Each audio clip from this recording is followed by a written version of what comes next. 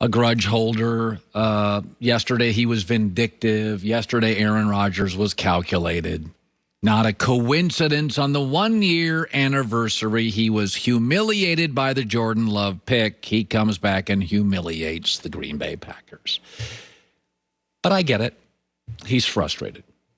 So give me a minute to tell a story here. I have a friend. He grew up with, my only friend that grew up with money. His dad died. He has an estate. He doesn't take big swings financially. He hits doubles because he feels he owes the family and the grandkids what the father built. I didn't grow up with that. I didn't grow up with money. I take major risks, leave jobs all the time. We're good friends, but we see the world differently, and we should. Green Bay is unique. They don't have an owner. It's a top 3 to 5 sports brand in the country. Brian Gutekunst, the GM, feels like more of an executor of a will than he does GM for a football team. Both Aaron Rodgers and Brett Favre won Super Bowls early when they were cheap. And in neither instance, with this GM or that GM, did they mortgage the future, push money down the road, go big in free agency, and try to win 4 and 5 by mortgaging the future. It's not who they are. This is a massive, legendary sports brand in America. Yankees, Lakers, Cowboys, Packers. It is in that class. Notre Dame football, Duke basketball. And with no owner, the general manager and the presidents that run it have a sense of history and responsibility to not forego the future for today. Did it with Favre, who didn't ever play with that many great players. Look at what Brady's playing with now. Look at what Mahomes is playing with now. So it's frustrating to Aaron. In fact, I don't think it's a coincidence that Tom Brady wins a Super Bowl, Russell Wilson and Aaron both freak out. They're contemporaries.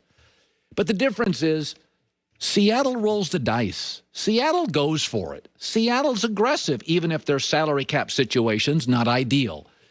Green Bay doesn't. They don't have an owner. This has never been a great fit. The nature of the Packers is frugal, based on tradition and history, a little conservative. They're protecting the brand.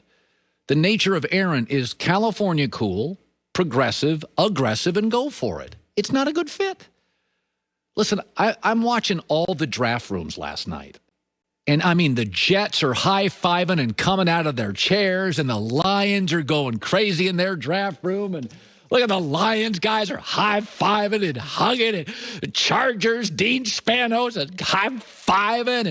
And the Jets, and there's the Bears. They're like, yeah, everybody's walking into the room and out of the room. And the Jets are like, woo, awesome. And the Packers, kind of bleak. Little bit like a morgue. Aaron is sucking the life out of this franchise. And I get it. There was a study done years ago at the University of Washington. They took 100 couples and tried to distill down to the very instance why couples got divorced. It wasn't money and it wasn't kids. It wasn't family issues. 99% of the time, people got divorced when they had lost respect for each other, when they would roll their eyes in public at a party at their wife's comment, or poke their friends in the ribs, point to their husband. Green Bay humiliated Aaron in public. Yesterday, Aaron humiliated Green Bay in public. It's over. It's over. It may not be over now. It may not be over this year. But when you lose respect and start humiliating the other,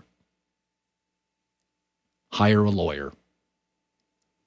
For the record, Aaron's agent is David Dunn.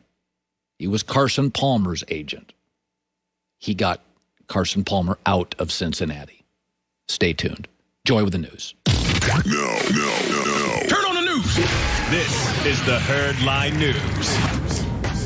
Well, that Trey Lance move sure threw me off. I was very convinced that Mac Jones was Weren't going we to the all? 49ers. Yes. Well, he is not going to the 49ers. He's going to the New England Patriots. He fell in the first round after the 49ers went with Trey Lance, but it's a great situation for him. New England was patient throughout the first rounds and was able to get Jones with their original pick at 15. And Jones admitted afterwards that the Patriots were the team he secretly wanted to go to, so he is very happy with the result. I don't think he's being dishonest there. It's a pretty good space to go.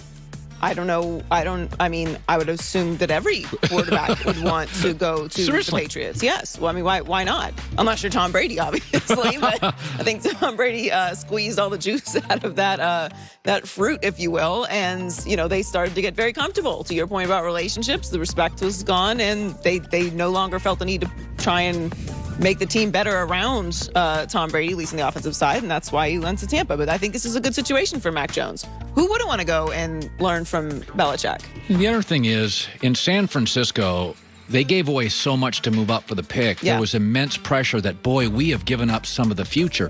New England just waited and got him. And if it doesn't work, you didn't give up anything for him.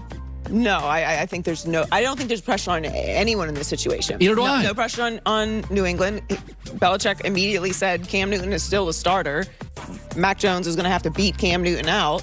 I think Cam is going to be better than he was last year. He will. And before Cam got COVID, he was not playing bad. I think that the COVID situation really affected him.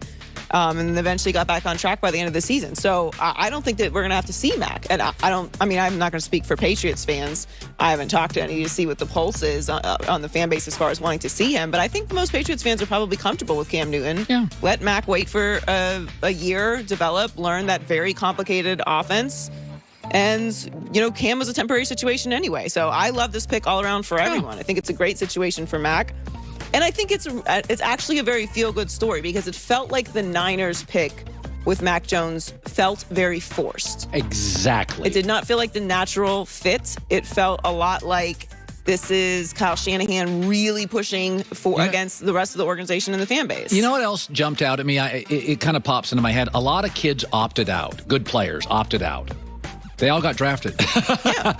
But Trey Lance, basically, his season shortened to a game. It didn't affect him at all. Rashawn Slater, the offensive lineman for Northwestern, didn't affect him at all. He now, by the way, the Chargers, they upgraded their offensive line. Holy moly. Well, I think that's a really good job by the scouts and the organizations to do in-depth interviews and, pay attention to what those guys, their tape before they opted out. Look, we're all dealing with unprecedented circumstances. So, and the draft is, as we know, none of us really know how any of this is going to play out or how these guys' careers are going to go. So you might as well draft talent. And congrats to Nick Saban. What a recruiting night for him, huh? Cool. 6 Alabama players selected in the first round. SEC had a pretty good night. Yeah, it tied a record set by Miami in 2004 for the most from a single school. So congrats to Alabama. So the Cowboys traded down after the top 2 corners were said to be targeting were off the board before the 10th pick. They moved from 10 to 12 and selected linebacker Micah Parsons from Penn State. I love this pick for Dallas.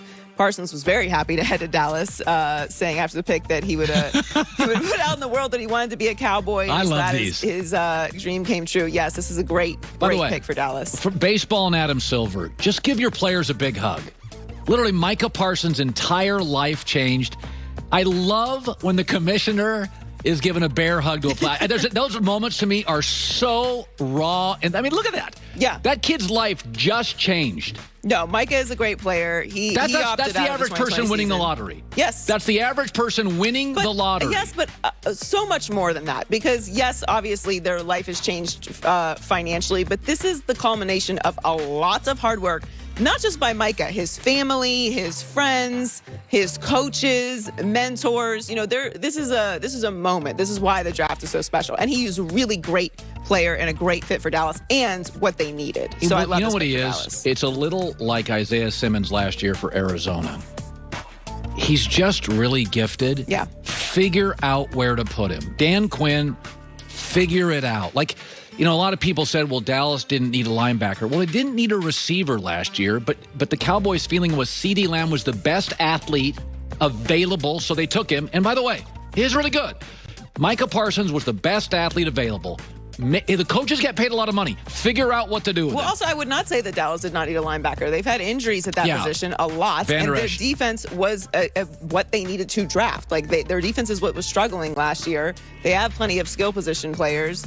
This was a great pick for Dallas.